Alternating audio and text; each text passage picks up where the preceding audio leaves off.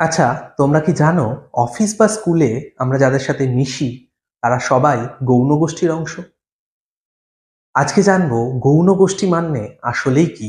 সহজ ভাষায়, গৌণ গোষ্ঠী অর্থাৎ ইংলিশে সেকেন্ডারি গ্রুপ, এটি হচ্ছে এমন একটি সামাজিক গোষ্ঠী যেখানে সদস্যদের মধ্যে সম্পর্ক আনুষ্ঠানিক, উদ্দেশ্যমূলক এবং অল্প সময়ের জন্য কিন্তু গঠিত হয়।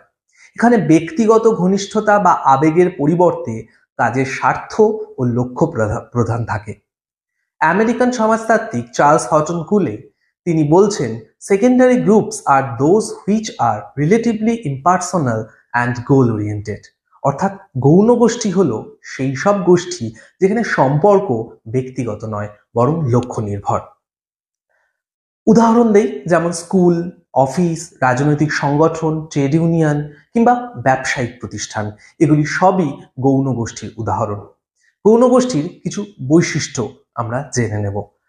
যেমন এখানে সম্পর্কগুলো আনুষ্ঠানিক এবং সীমিত, সদস্যদের মধ্যে আবেগ ও ঘনিষ্ঠতা এখানে খুবই কম থাকে, লক্ষ্য নির্দিষ্ট ও একদম কাজ কর্মভিত্তিক, গোষ্ঠীটি বড় আকারের বা স্থায়িত্ব কম, যোগাযোগ সাধারণত নিয়মবিধি দ্বারাই পরিচালিত হয়।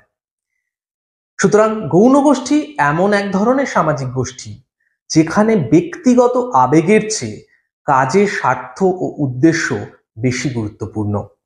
এই গোষ্ঠী সমাজের সংগঠন, প্রশাসন ও পেশাগত জীবনে, মনে রাখতে হবে, অপরিহার্য এক ভূমিকা কিন্তু রাখে। অর্থাৎ গৌণ গোষ্ঠী সমাজের কার্যকর কাঠামো বজায় রাখার অন্যতম এক কিন্তু ভিত্তি।